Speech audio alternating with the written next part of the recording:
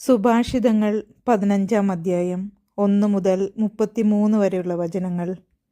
സൗമ്യമായ മറുപടി ക്രോധം ശമിപ്പിക്കുന്നു, പരുഷമായ വാക്ക് കോപം ഇളക്കിവിടുന്നു. വിവേകിയുടെ നാവ് അറിവ് വിതറുന്നു, വിഡ്ഢിയുടെ അധരങ്ങൾ ഭോഷത്വം വർഷിക്കുന്നു.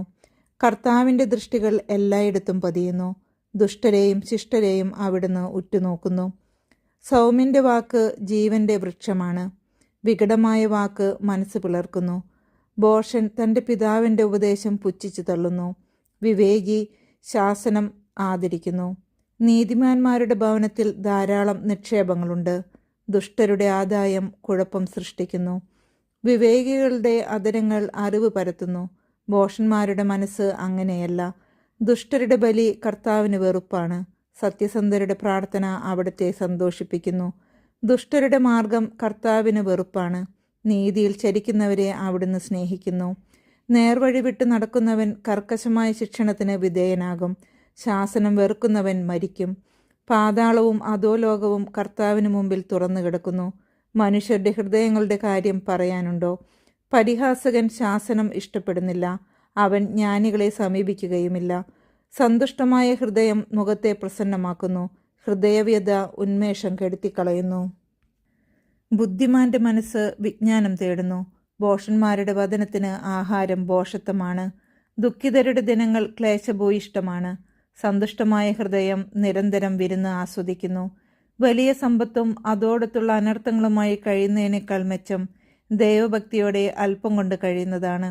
സ്നേഹപൂർവ്വം വിളമ്പുന്ന സസ്യാഹാരമാണ് വെറുപ്പോടെ വിളമ്പുന്ന കാളയിറച്ചിയേക്കാൾ മെച്ചം. മുൻകോപി കലഹം ഇളക്കിവിടുന്നു, ക്ഷമാശീലൻ അത് ശമിപ്പിക്കുന്നു.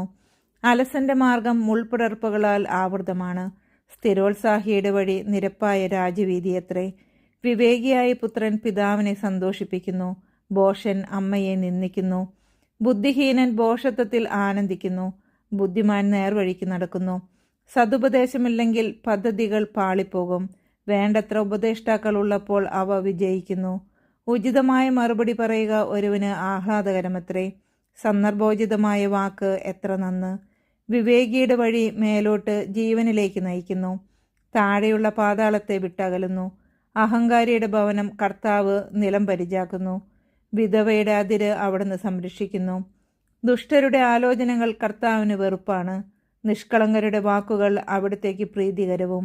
നീതിരഹിതമായ നേട്ടം ആഗ്രഹിക്കുന്നവൻ സ്വന്തം കുടുംബത്തെ ദ്രോഹിക്കുന്നു, കൈക്കൂലി വെറുക്കുന്നവൻ ഏറെ നാൾ ജീവിക്കും. നീതിമാന്മാർ ആലോചിച്ച് ഉത്തരം കൊടുക്കുന്നു, ദുഷ്ടരുടെ അധരങ്ങൾ ദുഷ്ടത വമിക്കുന്നു. കർത്താവ് ദുഷ്ടരിൽ നിന്ന് അകന്നിരിക്കുന്നു, നീതിമാന്മാരുടെ പ്രാർത്ഥന ചെവികൊള്ളുന്നു. തിളങ്ങുന്ന കണ്ണ് ഹൃദയത്തെ സന്തോഷിപ്പിക്കുന്നു, സദ്വാർത്ത ശരീരത്തെ ഉത്തേജിപ്പിക്കുന്നു. ഉത്തമമായ ഉപദേശം ആദരിക്കുന്നവന് വിവേകികളോടുകൂടെ സ്ഥാനം ലഭിക്കും. പ്രബോധനം അവഗണിക്കുന്നവൻ തന്നെ തന്നെ ദ്രോഹിക്കുന്നു, ശാസനം അനുസരിക്കുന്നവൻ അറിവ് നേടുന്നു. ദൈവഭക്തി ജ്ഞാനത്തിനുള്ള പരിശീലനമാണ്, വിനയം ബഹുമതിയുടെ മുന്നോടിയും.